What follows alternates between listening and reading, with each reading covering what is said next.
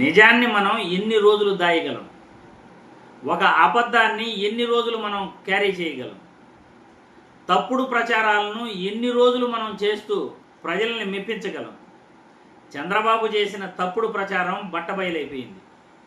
విశాఖపట్నంలో చంద్రబాబు గారి సమక్షంలోనే వాస్తవాలను వెల్లడించిన కరణ్ ఆదాని, విశాఖపట్నంలో గూగుల్ డేటా సెంటర్లు మేము తీసుకొస్తున్నాము, ఆ క్రెడిట్ మాదేను అని చంద్రబాబు గారు ఇన్ని రోజులు డబ్బా కొట్టుకున్నాడు, తప్పుడు ప్రచారం చేశాడు. గత వైసీపీ ప్రభుత్వంలో 2020లోనే ఆదాని డేటా సెంటర్లతో ఒప్పందం కుదుర్చుకున్న విషయం పదే పదే వైసీపీ నాయకులు చెప్పినా కానీ లేదు మేము గూగుల్తో భాగస్వామ్యం అయ్యాము అని చెప్పుకొచ్చారు. కానీ కరణ్ ఆదాని చంద్రబాబు సమక్షంలోనే విశాఖపట్నంలో కుండ బద్దలు కొట్టినట్లుగా గూగుల్ భాగస్వామ్యంతో మేము డేటా సెంటర్లను విశాఖపట్నంలో ప్రారంభించబోతున్నాము అని ఆయన కుండ బద్దలు కొట్టినట్లుగా చెప్పారు. ఒక్కసారి కరణ్ ఆదాని ఏం మాట్లాడాడో ఈ వీడియో చూసిన తర్వాత మళ్ళీ మనం చర్చించుకుందాం. Distinguished guests, the Adani Group's belief in Andhra Pradesh is not new. We do not just talk about investment, we demonstrate it. So far, we have already invested over 40,000 crores across ports, logistics, cement, infra and renewable energy. And we are not stopping there. Over the next 10 years, we plan to invest an additional 1 lakh crores across ports, data center, cement and energy business. The flagship of our commitment is the Vizag Tech Park. This is not just another tech park, it is the foundation of India's digital sovereignty. We are building one of the world's largest hyperscale data center ecosystem in partnership with Google and powered by complete green energy.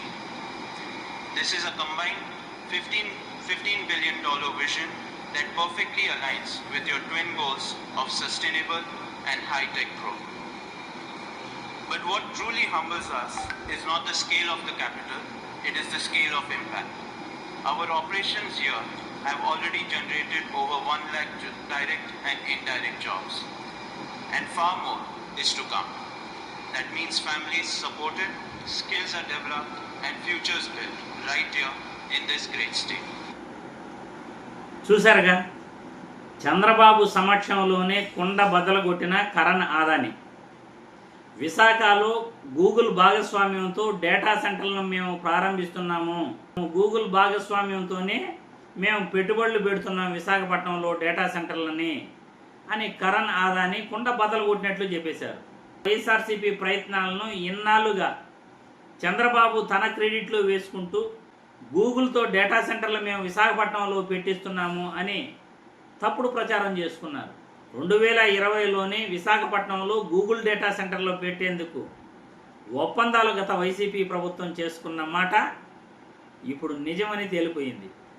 Karan Adani ఏదైతే విశాఖపట్నంలో వాస్తవాలను ఈరోజు వెల్లడించాడో చంద్రబాబు మరియు లోకేష్ బాబు ఇప్పుడు ప్రజలకి ఏం సమాధానం చెప్తారు?